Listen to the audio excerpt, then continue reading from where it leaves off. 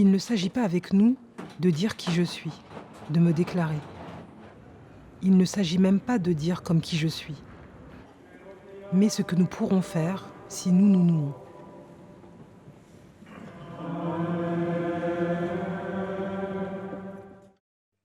Bonjour Alice Diop, Bonjour Alice. c'est un grand plaisir de diffuser votre dernier film, Nous, à Vision du Réel, en première Suisse, dans la section Latitude. Votre film donne une existence cinématographique à un territoire multiculturel, à ses histoires, et questionne profondément le nous, la part de jeu dans le nous.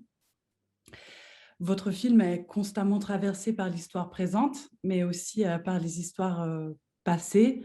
Je pense à vos archives, je pense aux histoires racontées par les personnes âgées, par les récits du musée de Drancy, du mémorial de la Shoah.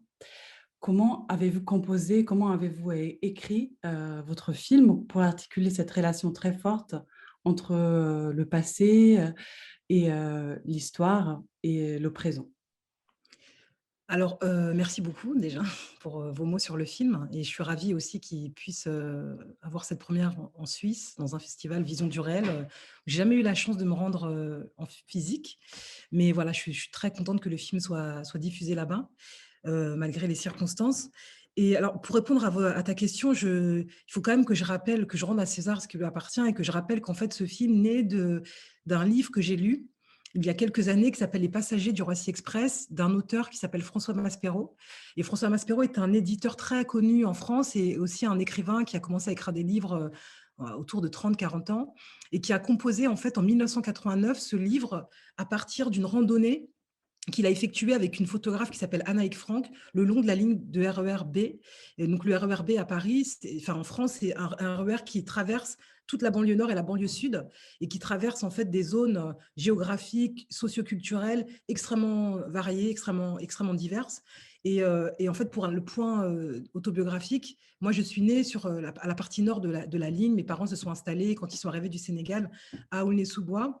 Et donc, voilà, au début des années 70, et en fait, je suis née autour de cette ligne. Donc, quand j'ai lu ce livre, ça a été pour moi j'ai eu un vrai saisissement avec ce livre parce que, en fait, au fond, Paspero racontait des endroits que j'habitais, que j'avais connus, où je vivais encore, mais il les racontait à travers la sensibilité d'une langue littéraire.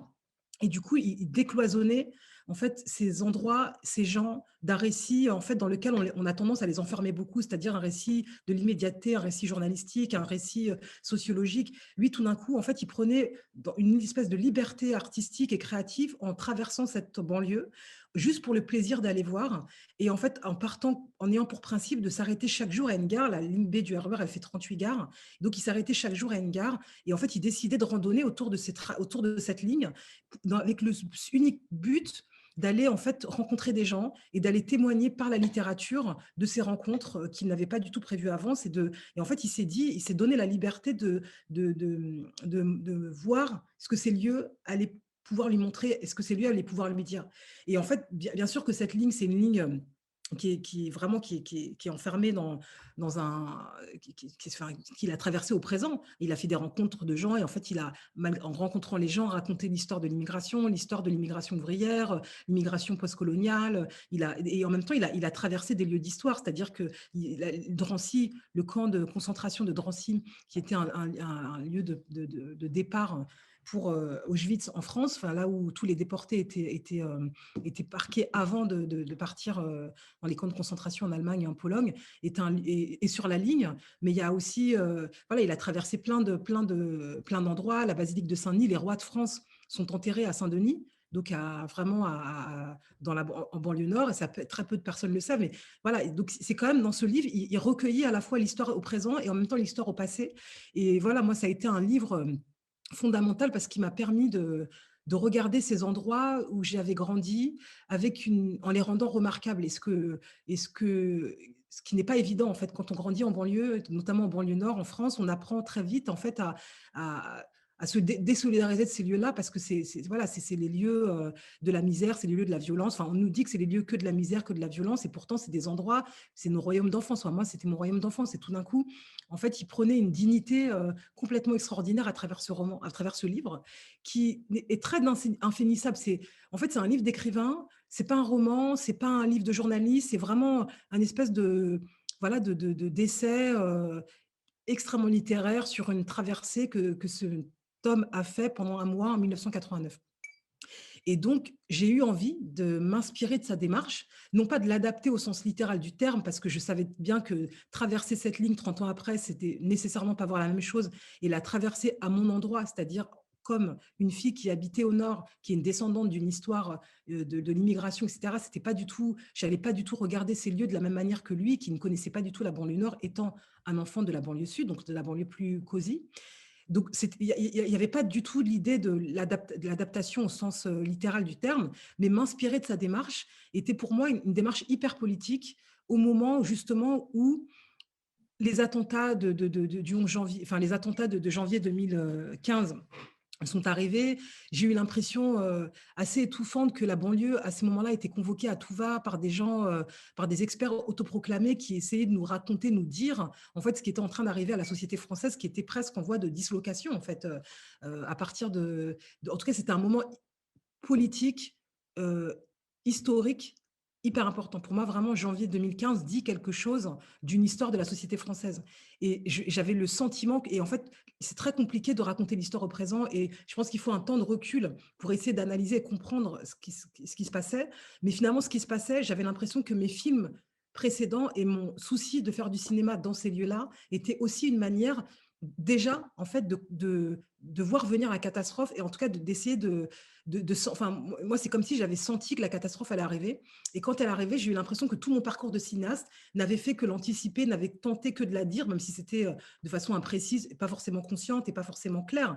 Mais au fond, il y avait quelque chose de cette certitude que ce qui était en train d'arriver, de nombreuses personnes en France l'avaient vu, et ceux qui l'avaient vu, c'était ceux qui avaient, comme moi, la possibilité de regarder la société française à des pôles très différents, c'est-à-dire de venir de cette banlieue nord et finalement d'avoir eu la chance de traverser, de prendre ce RER et de métaphoriquement et symboliquement, en fait, vécu, travaillé, étudié au cœur de Paris, et que finalement les sociabilités qu'on pouvait avoir de par notre histoire intime, de par notre histoire personnelle, et de par en fait ce qu'on était en train de construire au présent, de moi, pour parler plus précisément de moi, c'est dans ma vie de réalisatrice, etc., enfin, dans mes études, les sociabilités et la manière de vivre, que je pouvais voir de par mon travail, mon métier, mes études, me permettait finalement d'avoir une vision de la société française, en fait, extrêmement large, et peut-être beaucoup plus large que ceux qui se sentent autorisés à prendre la parole en France en n'ayant pas forcément conscience du caractère complètement restreint de là où ils parlent. Et du coup, voilà, ce livre-là, en fait, était pour moi la réponse, la seule réponse presque, pour non pas aller rentrer dans l'arène d'un discours creux et d'un discours qui tourne en rond autour de qu'est-ce qui est en train de nous arriver, mais en fait d'aller éprouver par le sensible, par une démarche cinématographique, quelque chose de ce qu'était la société française aujourd'hui. Et voilà, donc il y a eu pour moi, voilà, ce livre en fait me donnait un, une voie, en fait, un axe, et je me suis vraiment inspirée de sa démarche pour essayer d'aller raconter cette France d'aujourd'hui, quoi. Et, et votre film est aussi très généreux car vous partagez beaucoup aussi sur vous-même, à la fois sur votre démarche de cinéaste, mais aussi sur votre histoire personnelle. Et à quel moment, Alice, vous avez décidé de travailler et de partager ces archives plus personnelles? En fait, moi, j'avais l'intuition que, en fait, non, j'avais pas l'intuition, j'avais la certitude que le film ne serait pas un film sociologique où les rencontres que j'allais faire, en fait, seraient guidées par une nécessité de en fait, de raconter des archétypes sociaux. C'est-à-dire qu'aucun des personnages que j'ai rencontrés n'est défini par sa condition sociale, en fait. C'est vraiment des gens que j'ai rencontrés et que j'ai eu envie de filmer parce que je les ai rencontrés. Et malgré tout, la juxtaposition de toutes ces personnes, ça allait raconter intuitivement quelque chose d'une interrogation sur le nous. Ça j'en avais et la certitude de pas en fait, de faire un film sociologique, de ne pas m'intéresser aux gens pour, leur dimension, pour leur dimension sociale, mais voilà, de composer quelque chose à partir de ces rencontres et que ces rencontres additionnées allaient raconter quelque chose. Et au fond, je savais bien aussi que, en fait, faire une succession de rencontres comme ça aurait pu faire le collier de perles, un plus un plus un, une nouvelle, et puis une nouvelle, et puis une nouvelle, et puis une nouvelle, et que même si ce que je ne voulais pas, quelque part, ça aurait pu advenir. Et au fond, je suis aussi une enfant du Nord. J'ai grandi dans cette banlieue. La manière dont je rencontre les gens, c'est aussi fait de ce rapport que j'ai avec ce territoire, avec ces gens, voilà, avec une histoire personnelle, une histoire familiale. Et je sentais aussi que j'étais une partie du nous. Et qu'au fond, voilà, que je savais qu'il y avait une nécessité dès le début, dès l'écriture, de travailler à partir de mes propres archives, mais je ne savais pas comment, parce que ces archives, je n'avais jamais osé les regarder. Voilà, il y avait quelque chose qui m'empêchait de les voir. Je pense que la charge émotionnelle hyper puissante de revoir comme ça les images de ma mère, je ne l'avais pas soupçonnée aussi forte, mais j'avais pressenti que potentiellement ça allait m'ébranler. Et plus que m'ébranler, quand j'ai osé regarder ces archives que je possédais depuis 20 ans sans que ni mes sœurs ni moi ne les ayons jamais vues, j'ai compris plus de manière intime ce que ça me faisait, comment ces archives, en fait, au fond, racontaient quelque chose d'une histoire française, en fait. Et c'est à partir du moment où j'ai vu ces archives que j'ai compris même que utiliser la démarche de Maspero, c'était dire quelque chose de ma démarche de cinéaste et de ma démarche obsessionnelle de cinéaste depuis 20 ans, c'est-à-dire filmer des lieux, filmer des gens pour leur éviter la disparition comme mes parents ont disparu finalement sans laisser de traces. Et qu'au fond, c'est ça c'était presque le moteur de tout ce pourquoi j'ai fait du cinéma et de tous les films que j'ai faits à partir de là. C'est la vision de ces rushs, non seulement m'a fait comprendre le film que je faisais, mais m'a fait comprendre quel cinéaste j'étais et pourquoi je faisais quel était pour moi le sens de faire du cinéma. Donc, et puis voilà, c'était aussi me mettre au même niveau que tout le monde, c'était aussi d'une certaine manière traverser le film, non plus comme une traversée sociologique d'espaces géographiques très variés, mais comme une traversée en fait très intime et très personnelle de qu'est-ce qui fonde une communauté et comment une communauté n'est qu'une addition en fait de subjectivité, mais de subjectivité qui s'agrègent les unes après les autres, et cet agrégat de subjectivité crée une identité, crée un collectif, crée un commun qui est en permanence mouvant. Et c'était aussi une manière voilà, de s'opposer par le sensible à tous ces discours nationalistes, tous ces discours réactionnaires, tous ces discours communautaires finalement, où les gens pensent la France comme une communauté, mais qui ne dit pas le réel, qui ne dit, enfin, ou en tout cas le réel d'aujourd'hui est presque invisibilisé en fait. Et c'était de dire, bah voilà, il y a Louis XVI, et en fait, Louis XVI, la mémoire du roi, la mémoire de Louis XVI est au fond tout aussi importante que de savoir qu'un homme qui s'appelle Ousmane Diop est arrivé en 1962 à Aulnay-sous-Bois, et qu'en arrivant en 1962, il est devenu français, et il a enfanté des enfants qui eux-mêmes sont français, qui enfanteront, et que finalement la France, elle est dans toute l'addition de ses mémoires et dans toute l'addition de ses récits, et c'est ça qui fait une communauté en fait d'aujourd'hui. Du coup, le nous dans votre film ne signifie pas les miens et tous ceux qui sont pareils que moi, mais tout ce qui pourrait être le jeu de ce nous. Moi, j'ai trouvé ça très, très fort. Et est-ce que vous pouvez nous en dire encore plus sur ce nous, sur ce parti pris qui est votre film? Vous venez d'en parler, mais c'est quelque chose de bouleversant, je trouve, ce parti pris dans le film et ce nous dont vous parlez. Alors déjà, en fait, cette phrase n'est pas dans le film, mais c'est une phrase que j'ai empruntée à un très très beau livre de Marielle Massé qui s'appelle Nos cabanes. Et quand je l'ai lu il y a quelques mois avant de rentrer en montage, je me suis dit que ça racontait quelque chose de ce que j'étais en train, de manière inconsciente, intuitive, de fabriquer, en tout cas de dire. Moi, effectivement, le titre du film est venu presque dès le début de l'écriture. Donc tout le film, a l'ambition d'interroger ce nous en fait, d'interroger quel est le nous. C'est presque le sujet du film, c'est presque la démarche du film, c'est presque la fonction du film, c'est d'essayer de comprendre, de s'interroger sur qu'est-ce que c'est que nous en fait. Et c'est vrai encore une fois, c'est venu, cette intuition du titre, cette certitude que le film allait s'appeler Nous, d'une une de Libération, le lendemain de la marche du 11 janvier, la marche républicaine du 11 janvier qui a fait suite aux attentats de Charlie Hebdo, où, voilà, un certain nombre il y a eu 2 millions de personnes, je pense, que défilaient dans les rues de France pour témoigner de leur stupéfaction, de leur sidération et de leur résistance à ce qui est en train d'arriver. Et moi, j'ai eu une expérience assez intime et assez personnelle de cette marche, où j'ai pas eu l'impression, contrairement à ce que beaucoup ont dit, que c'était, une marche de résistance. Pour moi, c'était presque une marche funèbre, et je voyais autour de moi des gens très homogènes, et je me sentais, mon corps de femme noire était assez inconfortable parmi certaines personnes qui étaient autour de moi, parce que certaines personnes qui étaient autour de moi n'étaient pas mes alliés politiques.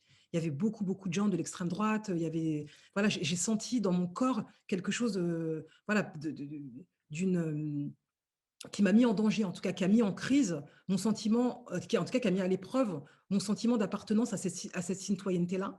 Et je trouvais que c'était intéressant, et je pense que d'autres gens n'ont pas du tout vécu la même expérience de cette marche, mais moi, à mon endroit, j'ai vécu quelque chose d'assez, d'assez angoissant, d'assez, inquiétant, en fait.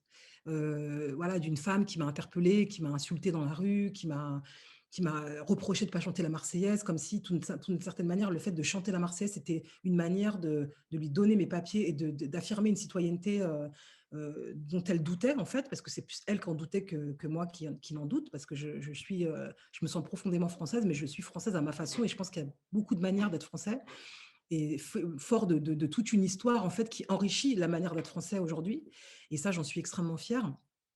Mais donc voilà, je sentais qu'il y avait, quelque chose d'assez inconfortable dans ce qui est en train de se passer et qui était pas forcément dit. Et donc le lendemain, je suis tombée sur la une de Libération, d'un journal, du journal Libération, qui titrait «Nous sommes un peuple», et je me souviens m'être dit: «Mais c'est fou, qu'est-ce que c'est que le nous pour eux, en fait?» Parce qu'en fait, des fois, on pense un nous qui est beaucoup plus restreint que ce qui ne l'est, et dans ce nous-là, en fait, on ne se rend pas compte qu'on exclut d'autres gens qui n qu'on ne pense même pas à l'intérieur du nous. Et donc, c'est à partir de cette une que je me suis dit: «Mais qu'est-ce que serait le nous pour moi?» Et le nous regardait à ma place, regardait presque à la queue de la comète de toute une histoire, mémorielle, en fait.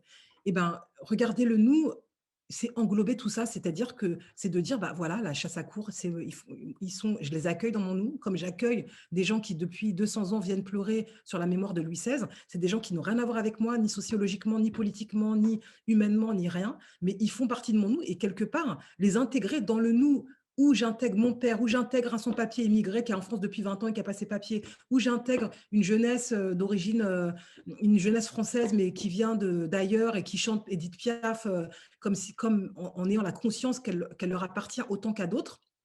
Intégrer un éminent écrivain, qui vit dans le sud de la ligne, enfin tout ça, en fait, ça fait partie du nous, et c'est un nous intime, c'est le nous d'Alice Diop, c'est pas un nous, comme ça, qui serait une réalité objective. Mais en tout cas, dans ce nous, j'intègre toute une histoire de l'immigration, toute une histoire, politique et sociale.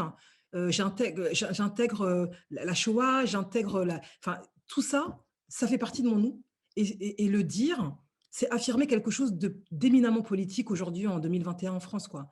Et c'est un peu réveiller la conscience que beaucoup de Français ont d'eux-mêmes. Enfin, en tout cas, c'est la mettre en crise, c'est la mettre c'est la mettre en récit d'une autre manière, c'est l'interroger différemment, c'est les forcer à interroger, en fait, dans quel pays ils sont, et c'est quoi le collectif, c'est quoi le commun, quoi.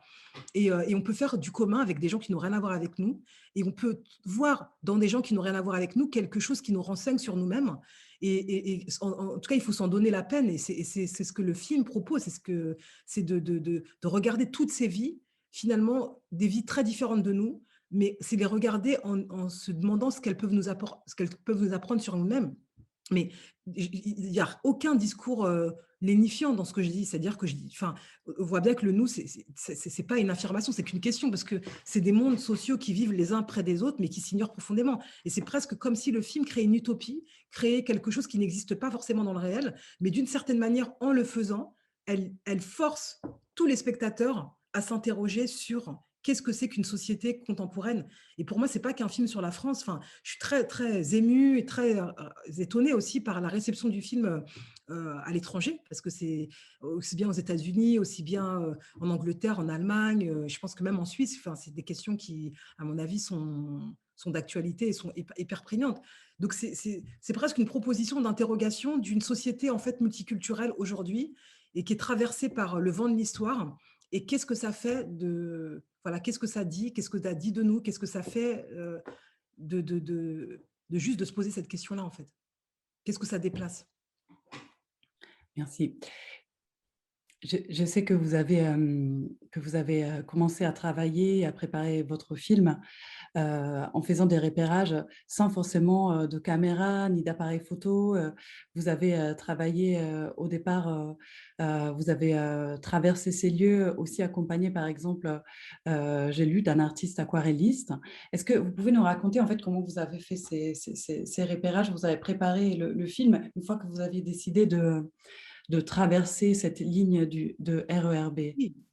Moi, j'avais donc en fait, j'avais l'intuition que comme je le disais tout à l'heure, que ce livre m'ouvrait une voie, en fait, me donnait m'ancrer dans une démarche. Mais je ne savais pas du tout quel film j'allais pouvoir faire. Et donc, je suis partie effectivement 1 mois et demi avec Benoît Perruque, qui est un aquarelliste. Et j'avais envie, et je pense que c'était important de partir avec lui parce que moi, j'ai écrit beaucoup de notes de toutes les rencontres, de toutes les impressions que j'ai eues, des gens que j'ai vus, des lieux que j'ai traversés. Et lui, il dessinait. Le fait de dessiner ces endroits avec l'aquarelle, qui est presque ce que le cinéma documentaire est, est au cinéma. Enfin, il y a quelque chose d'une liberté, il y a quelque chose d'une rapidité, il y a quelque chose aussi d'une esquisse, enfin, qui correspond bien à la capture en fait, du moment présent.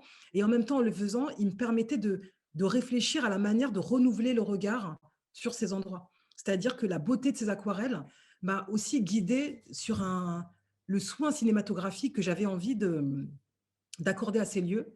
Et ce soin était pour moi aussi éminemment politique et c'est presque partie de la démarche finalement de rendre ces lieux et ces gens remarquables.